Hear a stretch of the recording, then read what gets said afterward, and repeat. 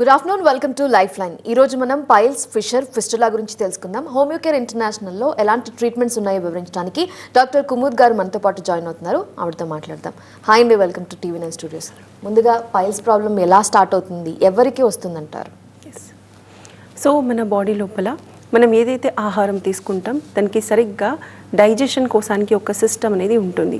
ఈ డైజెషన్ అయిన తర్వాత మనకు అనవసరమైన పదార్థాలు ఏదైతే మన బాడీకి అవసరం లేదు, ఏదైతే డైజెస్ట్ అవ్వని పదార్థాలు ఉన్నాయి, బేసికలీ దానికి రిమూవ్ చేయడానికి, దానికి బాడీలోకి వెళ్ళి తీసేయడానికి ఒక వేరే సిస్టమ్ అనేది ఉంటుంది, ఎక్స్క్రీటరీ సిస్టమ్.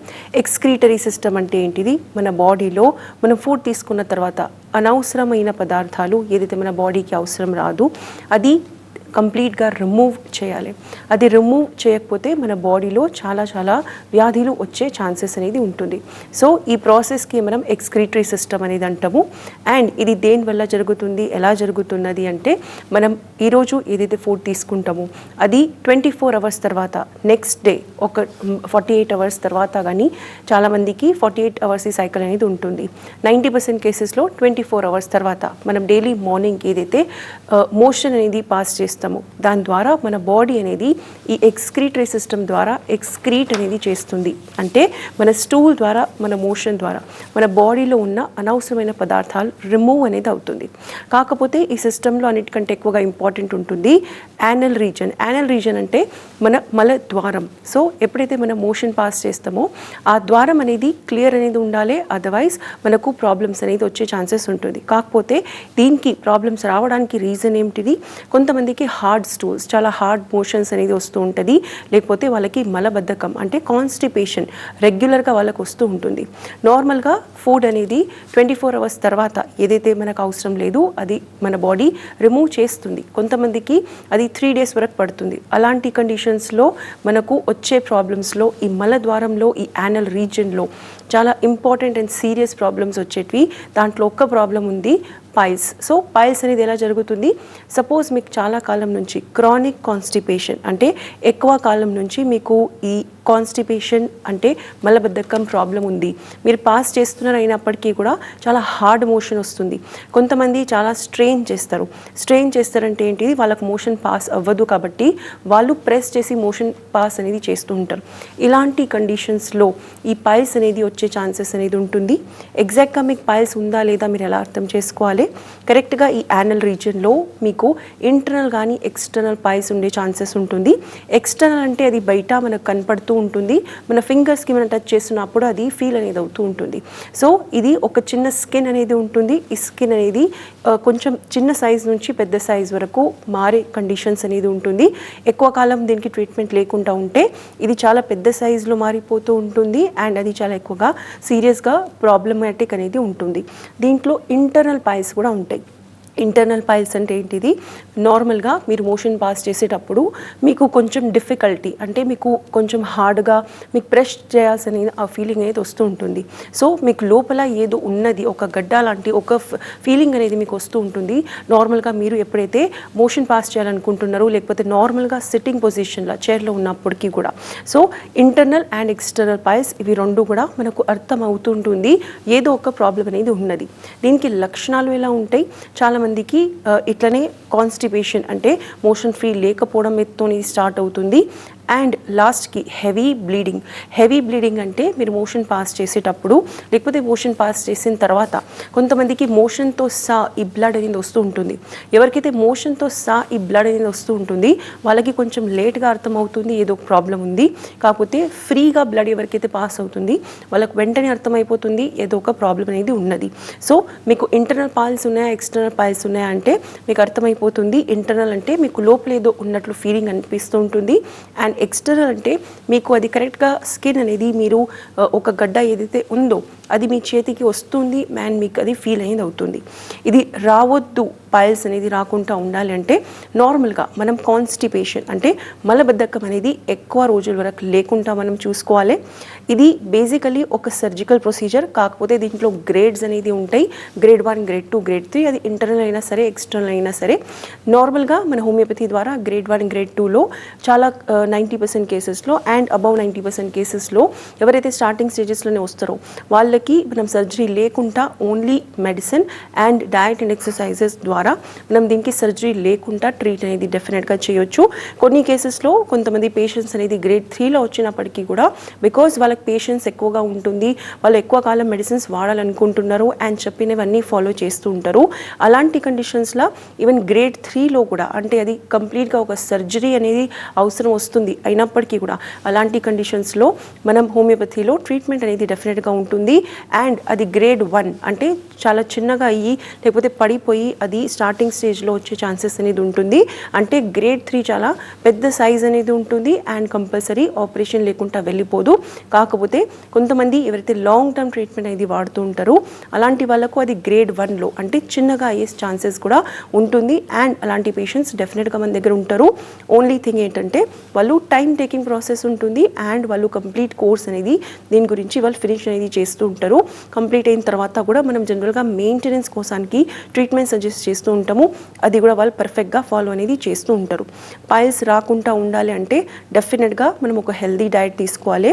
ఫైబర్ రిచ్ అంటే ఎక్కువగా ఫ్రూట్స్ అండ్ వెజిటబుల్స్ ఉండే మనం డయట్ అనేది ఎక్కువగా ఫాలో చేస్తే ఈ పైల్స్ ఉన్నా కూడా క్యూర్ అనేది అవుతుంది. అండ్ క్యూర్ అయిన తర్వాత కూడా రిపీట్ అయ్యే ఛాన్సెస్ చాలా చాలా తగ్గిపోతూ ఉంటుంది.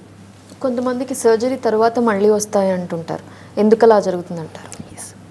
నార్మల్గా సర్జరీ తర్వాత కూడా మన దగ్గర పైల్స్ అగైన్ రిపీట్ అయిన కేసెస్ అనేది చాలామంది ఉంటారు. సో నార్మల్గా దీనికి కారణాలు అగైన్ ట్రీట్మెంట్ అయిన తర్వాత కూడా లేకపోతే సర్జరీ అయిన తర్వాత కూడా ఫస్ట్ లాగా అంటే ఏంటి 90% మిస్టేక్ జనరల్గా ఈ పైల్స్ ప్రాబ్లమ్స్లో ఏం జరుగుతూ ఉంటుందంటే కాన్స్టిపేషన్, ఈ మలబద్ధకం అనేది కంటిన్యూస్గా పేషెంట్స్ అనేది ట్రీట్మెంట్ లేకుండా ఉంటారు. ఇది వినడానికి చాలా చిన్నగా అనిపిస్తుంది, చాలామంది పేషెంట్స్కి అర్థం కాదు. ఈ కాన్స్టిపేషన్ మలబద్ధకం అనేది మెయిన్ రీజన్ ఈ ప్రాబ్లంకి. సెకండ్ మెయిన్ రీజన్ ఎక్కువ కాలం కూర్చోవడం, అంటే ఎక్కువసేపు కోసానికి కూర్చొని వర్క్ చేయడం. ఎవరికైతే ఎక్కువ కూర్చొని వర్క్ చేసే అలవాటు ఉంటుందో లేకపోతే వాటర్ తక్కువ తాగే అలవాటు ఉంటుంది కూర్చోవడంతో పాటు వాళ్ళు ఈ ప్రాబ్లంకి డెఫినెట్గా చాలా ప్రోన్ ఉంటారు. ఈ ప్రాబ్లం వచ్చే ఛాన్సెస్ వస్తుంది. సో నార్మల్గా సర్జరీ అయిన తర్వాత కూడా డాక్టర్స్ చెప్తూ ఉంటారు ఈ ప్రాబ్లం మళ్ళీ రిపీట్ అయ్యే ఛాన్సెస్ ఉంటుంది. సో మీరు ఈ ఫాలో అనేది చేస్తూ ఉండాలి. ఎక్కువగా మీరు కూర్చొని ఉండొద్దు, కొంచెం ఎక్సర్సైజ్ చేయాలి, ఫైబర్ రిచ్ ఫుడ్ అనేది ఎక్కువగా తీసుకోవాలి, అంటే వెజిటబుల్స్ అండ్ ఫ్రూట్స్, అండ్ ఈ మోషన్ ఫ్రీ అనేది ఉంచుకోవాలి ఎప్పటికైనా. ఎవరైతే ఇది చేయలేకపోతుంటారో వాళ్ళ కండిషన్స్లో డెఫినెట్గా పైల్స్ సర్జరీ తర్వాత కూడా 6 months కానీ 1 year తర్వాత లేకపోతే 2 years తర్వాత రిపీట్ అయ్యే ఛాన్సెస్ అనేది డెఫినెట్గా ఉంటుంది. సో అలాంటి వాళ్ళకి ఒకటే సలహా ఉంటుంది, దీనికి పర్మనెంట్ సొల్యూషన్ అంటే మంచి diet and exercise and daily మీ హైట్ అండ్ వెయిట్ ప్రకారంగా మినిమం 3 liters వాటర్ తీసుకోవడం. అడల్ట్ బాడీకి మనకు అవసరం వచ్చిన ఏదైతే రిక్వైర్మెంట్ ఉంటుంది daily water intake at least 3 liters ఉండాలి. ఇలాంటి పైల్స్ పేషెంట్స్ అనేది 3.5 to 4 liters. మీరు ఎక్కువగా వెయిట్ ఉన్నారు అంటే 5 liters వరకు కూడా మనకు ఎండాకాలంలో అనేది అవసరం వస్తుంది. ఎప్పుడైతే మనకు డీహైడ్రేషన్ అవుతుంది అగైన్ ఈ ప్రాబ్లం అనేది ఫాస్ట్గా తొందరగా వచ్చే ఛాన్సెస్ ఉంటుంది. సో ఎప్పటికైనా మన డయట్ ఎక్సర్సైజెస్ అనేవి ఫాలో చేస్తూ ఉంటే సర్జరీ అయిన తర్వాత లేకపోతే మెడిసిన్స్ ది కోర్స్ అయిపోయిన తర్వాత కూడా మీకు పైల్స్ రిపీట్ రాకుండా డెఫినెట్గా ఉంటుంది. రిపీట్ అవుతుంది అంటే అగైన్ మీకు వెంటనే మెడిసిన్స్ అనేది మీ కంపల్సరీ స్టార్ట్ చేయాల్సి ఉంటుంది. ఓకే, ఫిషర్ అంటే ఏంటి, ఎందుకు వస్తుంది అంటారు, కారణాలు ఏంటంటే? సో నార్మల్గా ఈ యానల్ రీజియన్లో అన్నిటికంటే ఇంపార్టెంట్ పైల్స్ తర్వాత ఇంకో ఇంపార్టెంట్ ప్రాబ్లం ఉంటుంది ఫిషర్ అంటే ఏంటిది, కరెక్ట్గా ఏదైతే మనం మోషన్ పాస్ చేసే ప్లేస్ యానల్ రీజియన్ ఏదైతే అంటామో ఈ యానస్ దగ్గర సివియర్గా క్రాక్స్ రావడం. మనం చలికాలంలో మనకు హీల్స్లో కాళ్ళలో మనకు జనరల్గా పాదాల్లో చాలా స్ట్రాంగ్గా క్రాక్స్ అనేది వస్తూ ఉంటాయి. కొంతమందికి అది సివియర్గా ఉంటాయి, వాళ్ళ ట్రీట్మెంట్ కూడా వాడాల్సి వస్తుంది. సేమ్ ఇదే క్రాక్స్ అనేది ఈ యానల్ రీజియన్లో ఎప్పుడైతే వస్తుందో ఆ ప్రాబ్లంకి మనం ఫిషర్ అనేది అంటూ ఉంటాము. దానికి అగైన్ ఒక ఇంపార్టెంట్ కారణం అనేది పైల్స్ లాగా ఎక్కువ రోజుల కోసానికి మోషన్ ఫ్రీ లేకపోవడం, క్రానిక్ కాన్స్టిపేషన్. సో ఇలాంటి పేషెంట్స్కి ఒక చాలా పెద్ద ప్రాబ్లం ఉంటుంది, వాళ్ళు వాటర్ అనేది తక్కువగా తీసుకుంటారు. సో మనం హిస్టరీ తీసుకున్నప్పుడు అడిగినప్పుడు పేషెంట్స్ కూడా చెప్తూ ఉంటారు మాకు వాటర్ తక్కువ తీసుకునే అలవాటు ఉంది, మాకు దాహం అనేది ఉండదు, అండ్ వాళ్ళు ఫుడ్ కూడా తీసుకున్నప్పుడు చాలా డ్రైగా తీసుకుంటూ ఉంటారు. సో ఇవి 2 కామన్ పాయింట్స్ అనేది ఫిషర్ పేషెంట్లో మేము ఎప్పటికైనా చూస్తూ ఉంటాము. ఫిషర్ రావడానికి బేసిక్ రీజన్ ఏది ఉంటుంది, వాళ్ళు ఎక్కువ వాటర్ అనేది తీసుకోరు అండ్ ఫుడ్ కూడా చాలా డ్రైగా ఫుడ్ తీసుకుంటారు. ఇలాంటి ఫైబర్ రిచ్ ఫుడ్ అంటే వెజిటబుల్స్ ఫ్రూట్స్ అనేది వాళ్ళకి ఇష్టం ఉండదు, లేకపోతే ఏదో ఒక రీజన్ వల్ల వాళ్ళు తీసుకోరు. ఇది మెయిన్ ఇంపార్టెంట్ రీజన్ అనేది ఉంటుంది మన ఫిషర్లో. సో ఎగ్జాక్ట్గా దీని ప్రకారంగా వాళ్ళకి మోషన్ కూడా చాలా డ్రైగా హార్డ్గా వస్తుంటుంది. కొన్ని కేసెస్లో మేము విన్న కేసెస్లో వాళ్ళు 2 days 3 daysకి ఒక్కసారి మోషన్ అనేది పాస్ చేస్తూ ఉంటారు. సో ఇది సివియర్ అండ్ ఆబ్స్టినేట్ కాన్స్టిపేషన్ అంటారు మన మెడికల్ టర్మ్స్లో. అంటే వాళ్ళకు ఎంత చేసినా మోషన్ అనేది ఫ్రీ ఉండదు. అలాంటి వాళ్ళకు ఈ ఫిషర్ అనేది వచ్చే ఛాన్సెస్ చాలా ఎక్కువగా ఉంటాయి. ఫిషర్ ఉందా లేదా మీరు లక్షణాలు మీకు ఎలా అర్థమవుతుంది?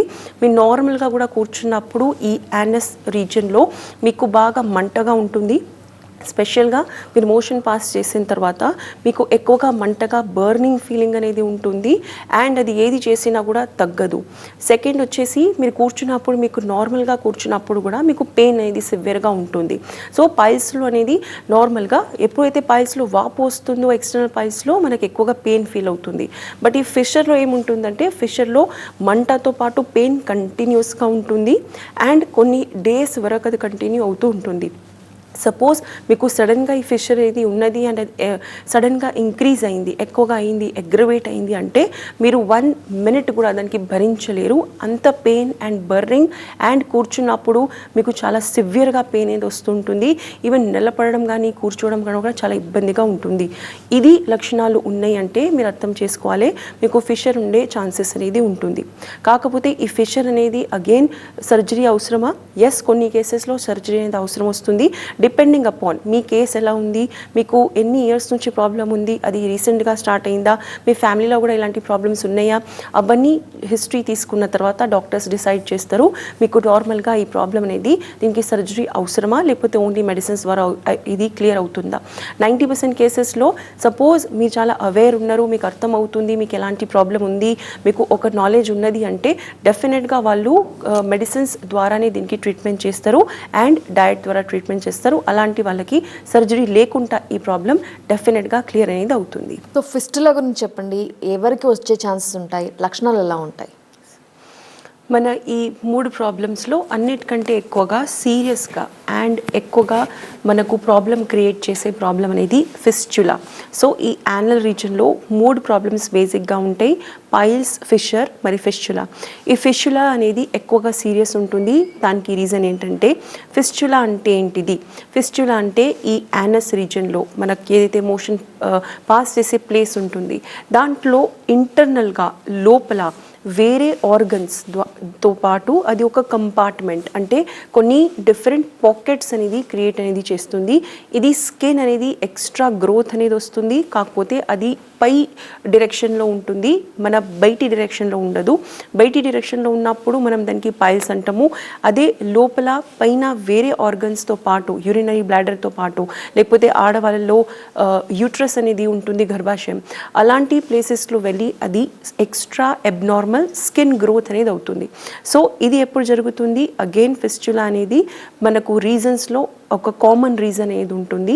పైల్స్, ఫిషర్లో ఎట్లా ఉంటుందో అట్లానే క్రానిక్ కాన్స్టిపేషన్ అండ్ దీంతో పాటు ఎక్కువగా అవుట్ సైడ్ లేకపోతే ఎక్కువగా స్పైసీ ఫుడ్స్ తీసుకోవడం, ఎక్కువగా మసాలా ఫుడ్స్ తీసుకోవడం, కొంతమందికి నాన్ వెజ్ అనేది ఫ్రీక్వెంట్గా వీక్లీ 3 to 4 times తినే అలవాటు ఉంటుంది.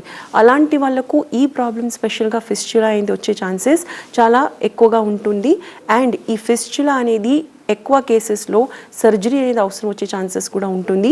కాకపోతే స్టార్టింగ్ స్టేజెస్లో మనం డయాగ్నోస్ చేస్తే మనకు అర్థమవుతుంది ఇది ఫిస్చులా ఉన్నది అంటే మన హోమియోపతిలో దానికి ట్రీట్మెంట్ ఉంది. కాకపోతే దీనికి లక్షణాలు ఎలా ఉంటాయి మనం అర్థం చేసుకోవాలి అంటే మీరు మోషన్ పాస్ చేసేటప్పుడు జనరల్గా మీకు బ్లాక్ అనేది అనిపిస్తూ ఉంటుంది. అంటే మోషన్ పాస్ అవ్వట్లేదు, అక్కడ ఏదో ఒక బ్లాకేజ్ అనేది ఉన్నది, మీరు దానికి రిమూవ్ చేయలేకపోతున్నారు. ఇలాంటి మీకు సెన్సేషన్ ఉన్నది అంటే మీకు ఫిస్చులా ఉండే ఛాన్సెస్ ఉంటుంది. కాకపోతే ఇది ఒక కామన్ కండిషన్ ఉంటుంది ఇంటర్నల్ పైల్స్లో కూడా. కాకపోతే ఇంటర్నల్ పైల్స్ అండ్ ఫిస్చులాలో మీరు కన్ఫ్యూజన్ రాకుండా ఉండాలి అంటే ఫిస్చులాలో ఒక ఓపెనింగ్ అనేది ఉంటుంది. ఓపెనింగ్ అంటే మనకు బయట నార్మల్ స్కిన్ పైన పస్ ఫార్మేషన్ అనేది జనరల్గా జరుగుతూ ఉంటుంది. సో ఏదైతే లోపల పస్ ఫామ్ అవుతుంది, బ్లడ్ ఫామ్ అవుతుంది, అది ఈ వే ద్వారా జనరల్గా ఫిస్చులాలో ఇది రిమూవ్ అనేది అవుతూ ఉంటుంది. అంటే పస్ కానీ వాటర్ కానీ డిశ్చార్జెస్ కానీ ఏదైతే వస్తూ ఉంటాయి, బికాజ్ లోపల ఇన్ఫెక్షన్ అనేది జనరల్గా వస్తూ ఉంటుంది. సో ఈ ఇన్ఫెక్షన్ ద్వారా ఎక్కడైనా కూడా ఒక ఎగ్జిట్ అనేది ఉండాలి. అది మన నార్మల్ స్కిన్లో మన కంటికి కనిపిస్తూ ఉంటుంది. ఆ మార్గం ద్వారా జనరల్గా ఈ ఫిస్చులా అనేది రిమూవ్ అనేది చేస్తూ ఉంటుంది. సో దీనికి సిమ్టమ్స్ ఎలా ఉంటాయంటే, మీరు మోషన్ పాస్ చేసేటప్పుడు మీకు ఒక బ్లాకేజ్ అనేది కనిపిస్తూ ఉంటుంది. అండ్ సెకండ్, మీరు నార్మల్గా కూర్చున్నప్పుడు మీకు స్కిన్ పైన ఏదో కొంచెం తడిగా అనిపిస్తుంది. బికాస్ ఏదైతే డిశ్చార్జెస్ ఉన్నాయి, పస్ కానీ వాటర్ కానీ బ్లడ్ కానీ, అది మీ క్లోత్స్కి మీ బట్టలకి అనేది నార్మల్గా అది టచ్ అవుతూ ఉంటుంది. సో మీకు ఈ ఫీలింగ్ ఉన్నప్పుడు మీరు అర్థం చేసుకోవాలి, మీ జనరల్గా ఒకసారి మీరే ఎగ్జామిన్ చేసుకోవాలి, మీకు ఏమైనా ఓపెనింగ్ కనిపిస్తుందా. ఓపెనింగ్ ఉన్నదని మీరు ఎలా అనుకుంటారు, డెఫినెట్గా మీకు కనిపిస్తూ ఉంటుంది ఒక చిన్న హోల్ ఉన్నది. ఆ హోల్లోకి వెళ్ళి లోపలికి వెళ్ళి ఏదైతే మ్యాటర్ ఉందో, ఇలాంటి పస్ కానీ వాటర్ కానీ బ్లడ్ కానీ, అది రిలీజ్ అనేది అవుతూ ఉంటుంది. మీకు ఎంత ఎక్కువగా సివియర్గా ప్రాబ్లం ఉంటుందో అంతే కంటిన్యూస్గా ఈ లిక్విడ్ కానీ పస్ కానీ ఏదైతే డిశ్చార్జెస్ ఉంటాయి అది కంటిన్యూస్గా రిమూవ్ అవుతూ ఉంటుంది. సో అగైన్ ఫిస్చులాలో 3 గ్రేడ్స్ ఉంటాయి, గ్రేడ్ 1, గ్రేడ్ 2, గ్రేడ్ 3. అన్నిటికంటే సీరియస్ స్టేజ్ అనేది లాస్ట్ స్టేజ్ గ్రేడ్ 3. ఈ గ్రేడ్ 3లో మీకు కంటిన్యూస్గా డిశ్చార్జెస్ అనేది వస్తూ ఉంటుంది అండ్ పేషెంట్ అనేది బాగా సఫర్ అవుతూ ఉంటారు. నార్మల్గా కూర్చోవడం కానీ నిలబడడం అనేది చాలా ఇబ్బందిగా ఉంటుంది, బికాస్ ఇది లోపల కూడా కనెక్షన్స్ ఉన్నాయి అండ్ బయట కూడా దాన్ని ఎగ్జిట్ ది ఓపెనింగ్ అనేది ఉన్నది.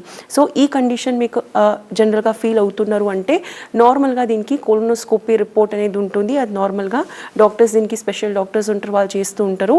ఈ రిపోర్ట్ అనేది డెఫినెట్గా మీ డాక్టర్ దగ్గర వెళ్ళి రాయించుకోవాలి. అండ్ లోపల మీ ఫిస్చులా ఉందా లేదా అండ్ ఉన్నది అంటే ఎంత గ్రేడ్లో ఉంది అది మీరు చెక్ చేయించిన తర్వాత దీనికి ట్రీట్మెంట్ స్టార్ట్ చేయాల్సి ఉంటుంది.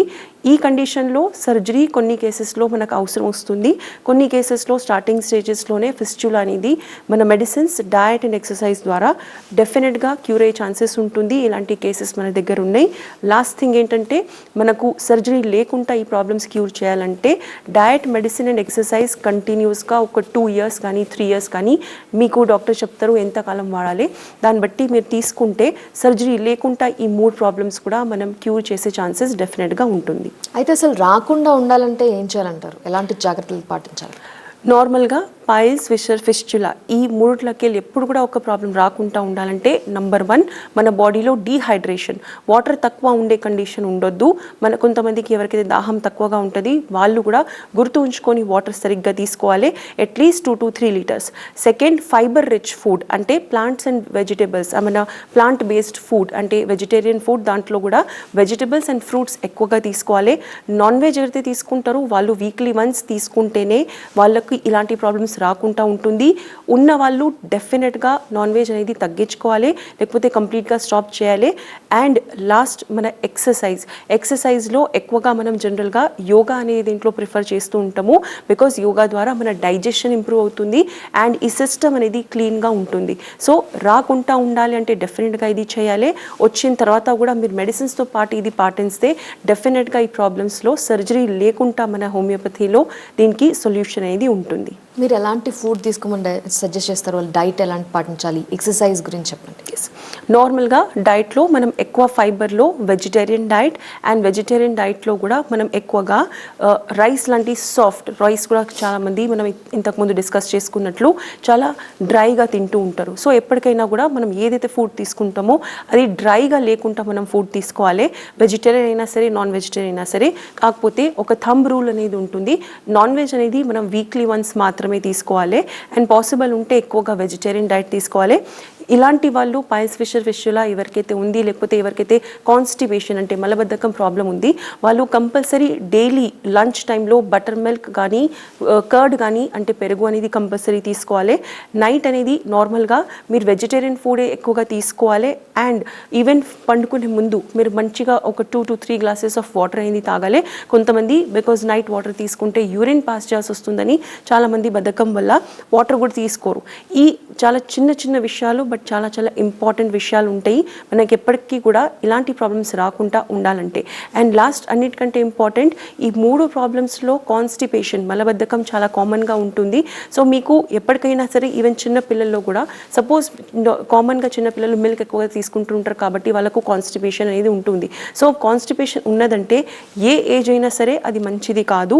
ఫ్యూచర్లో అది ఏ స్టేజ్ అయినా సరే, ఏ ఏజ్ అయినా సరే ఇలాంటి కండిషన్స్ వచ్చే ఛాన్సెస్ ఉంటాయి పైల్స్, ఫిషర్, ఫిస్టులా. సో ఎప్పటికైనా సరే కాన్స్టిపేషన్, మలబద్ధకం లేకుండా మనం చూసుకోవాలి. దాని గురించి ఇలాంటి హెల్దీ ఫుడ్ అండ్ ఇంట్లో ప్రిపేర్ చేసిన ఫుడ్ ఎక్కువగా తీసుకోవాలి. మనం మిల్క్ అండ్ మిల్క్ ప్రోడక్ట్స్లో పెరుగు అండ్ మజ్జిగ అనేది కంపల్సరీ తీసుకోవాలి. వాటర్ అనేది ఎప్పటికైనా 3 లీటర్స్ కంపల్సరీ తీసుకోవాలి ఒక 18 ఇయర్స్ కంటే ఎక్కువగా ఏజ్ ఉన్నవాళ్ళు. ఎక్సర్సైజెస్లో ఎక్కువగా నార్మల్గా మనం చేసేది దీనికి అబ్డామినల్ ఎక్సర్సైజెస్, అంటే మనకు స్టమక్లో ఎక్కువగా మూవ్మెంట్ వచ్చే ఎక్సర్సైజెస్ అనేది మనం జనరల్గా సజెస్ట్ చేస్తూ ఉంటాము. ప్రాణాయామం అండ్ కపాల్భాతి అనేది ఒక ఇంపార్టెంట్ ఎక్సర్సైజ్ ఉంటుంది. దాని ద్వారా ఈ మోషన్ అనేది ఫ్రీగా పాస్ అయిపోతుంది. అండ్ లాస్ట్ మార్నింగ్ లేవగానే అట్లీస్ట్ ఒక 2 గ్లాసెస్ వాటర్ అనేది నెమ్మదిగా స్లోగా తీసుకుంటే మన సిస్టమ్ అనేది ఎప్పటికైనా క్లీన్ ఉంటుంది అండ్ క్లియర్ ఉంటుంది. దానివల్ల మనకు ఇలాంటి ప్రాబ్లమ్స్ అనేది రాకుండా ఉంటుంది. ఆల్రెడీ ప్రాబ్లమ్తో సఫర్ అవుతున్న వాళ్ళకి పెయిన్ కిల్లర్స్ ఎంతవరకు రిలీఫ్ ఇస్తాయంటారు, క్యూర్ చేస్తాయా? కొంతమందికి ఈ ప్రాబ్లమ్స్లో స్పెషల్గా ఫిషర్లో అండ్ పైల్స్లో సివియర్గా పెయిన్ ఉన్నప్పుడు కొన్నిసార్లు వాళ్ళ పెయిన్ కిల్లర్స్ వాడాల్సి వస్తుంది. టెంపరీ రిలీఫ్ డెఫినెట్గా ఉంటుంది, కాకపోతే మనం డైలీ అది వాడకుండా జనరల్గా చూసుకోవాల్సి ఉంటుంది.